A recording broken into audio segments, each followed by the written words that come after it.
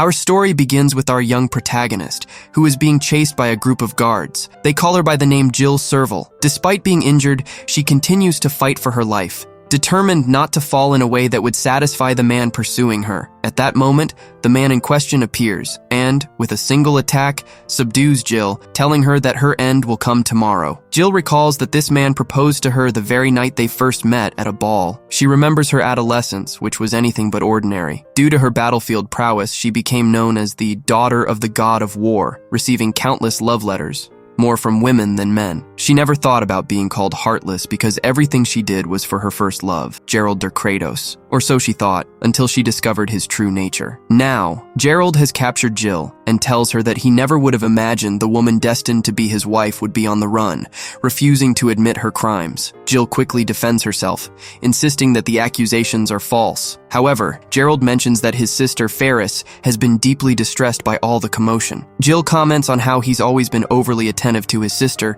to which Gerald replies that indeed nothing in this world compares to her. Here, through Jill's thoughts, it becomes clear that Gerald is in love with his own sister. Gerald then grabs Jill by the hair and tells her that perhaps she would have lived longer if she had maintained her blind faith in him. He even cruelly suggests that he would have allowed her to raise the children he would have had with Ferris, though he couldn't stand the thought of any of them resembling her. After this, Gerald orders the guards to take her away, but Jill swiftly disarms them and attempts to attack him. However, Gerald easily blocks her attack and disarms her in return. Despite this, Jill manages to escape and flees to the top of the clock tower. Once there, addressing him as Your Highness, Jill declares that he didn't get rid of her. She's the one who will get rid of him, as she throws herself into the void. Gerald immediately orders the guards to throw spears at her, but Jill manages to deflect all of them except one. That final spear, surrounded by an unusual aura, almost seems to possess a will of its own. As Jill falls, she regrets the mistakes she's made, but she refuses to let this be her end. She doesn't want to leave the world believing that loving someone was a mistake. With her final breath, as the spear strikes her,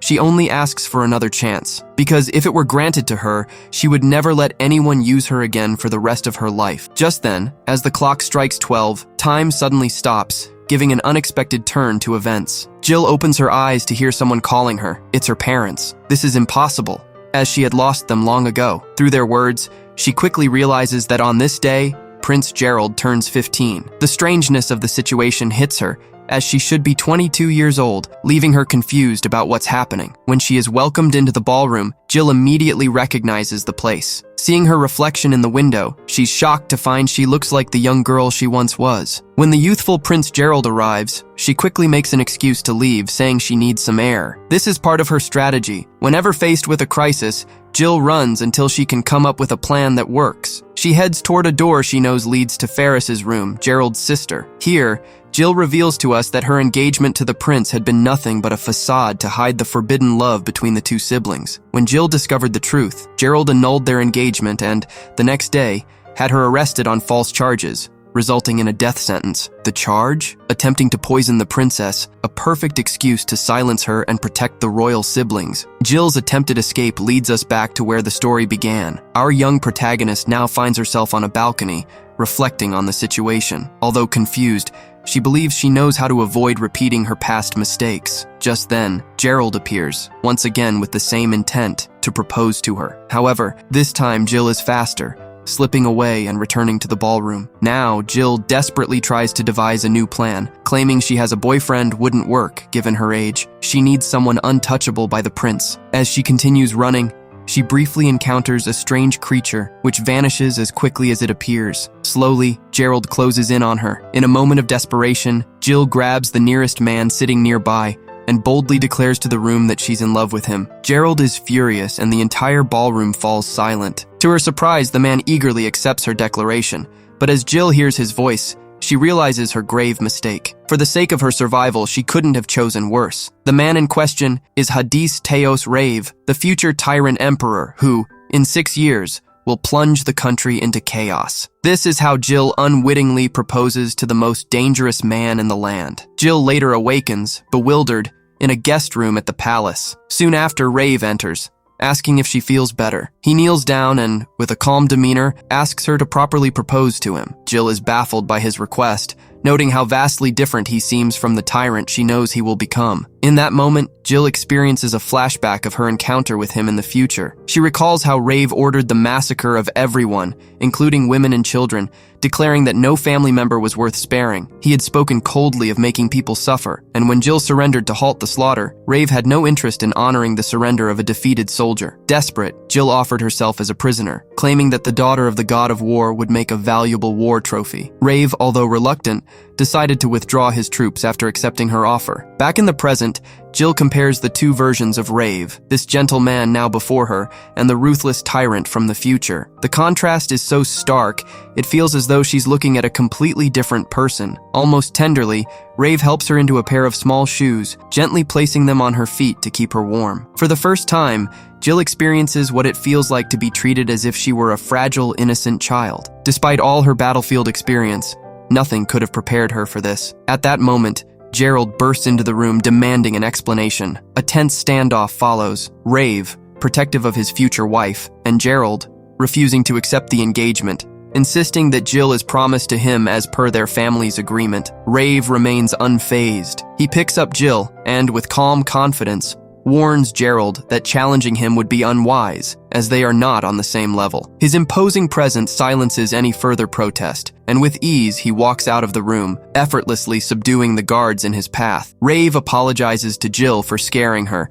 and mentions that he highly doubts Prince Gerald will give up so easily. He then swiftly teleports them to a ship, planning to take her to his kingdom. He offers her new clothes, which makes Jill wonder why he had women's clothing on hand. 5 minutes later, Rave returns with tea and a delicious dessert. Jill enjoys the treat, thankful to be alive. Still, she asks the Emperor how seriously he's taking the engagement, especially considering her age. Without hesitation, Rave responds that she's perfect, sending a shiver down her spine. He also notes that her great magic power makes her his ideal match. At this, Jill realizes that Rave is a bit of a degenerate, falling for the whims of a little girl's joke and even willing to take her away. When Jill tells him it was all a joke, his expression shifts to a more serious one. He asks her if she truly wants to marry him, urging her to be clear if she doesn't. Unluckily for Rave, Jill confesses the truth. She explains that due to certain circumstances, she had to lie about the proposal. Just then, the dragon god, Rave, appears, mocking the situation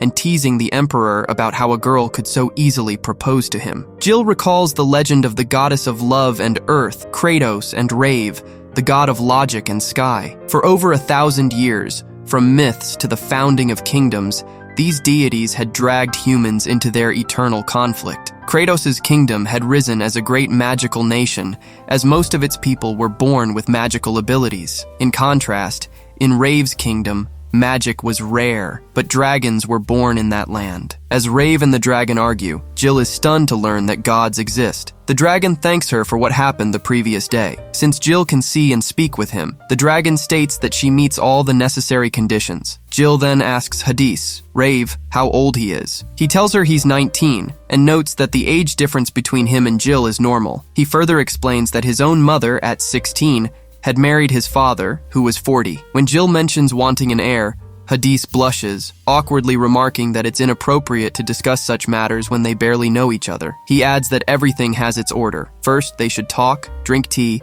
and get to know each other better. Jill comments that Hadis's outward appearance and his inner self don't seem to match. She begins to realize that he's not what she expected, and moreover, that the entire marriage proposal was based on a lie. For this, Hadis apologizes, acknowledging that it was too convenient for a girl with such immense magic power to propose to him and fall in love so quickly. He promises that he will never forget her name or what she did for him, but now he intends to return her to Kratos. Hearing this, Jill is filled with dread, knowing that once she returns, only the incestuous worm Gerald will be waiting for her. Meanwhile, Hadis expresses his gratitude again, admitting that no one had ever declared they would dedicate their life to making him happy. That moment had been a dream for him. Jill, upon hearing this, can't believe what she's done, taking advantage of someone, just as others had done to her. Seeing the dragon wipe away Hadis's tears, she realizes he isn't a bad person after all. Moved by this, Jill takes back what she said earlier, and declares that she does want to marry him. Initially, Hadis is not pleased, thinking Jill is toying with his emotions. But Jill insists, explaining that she always keeps her word. Rave apologizes once again, and then Jill kneels before him, vowing that it will be her duty to make him happy for the rest of her life, no matter the cost.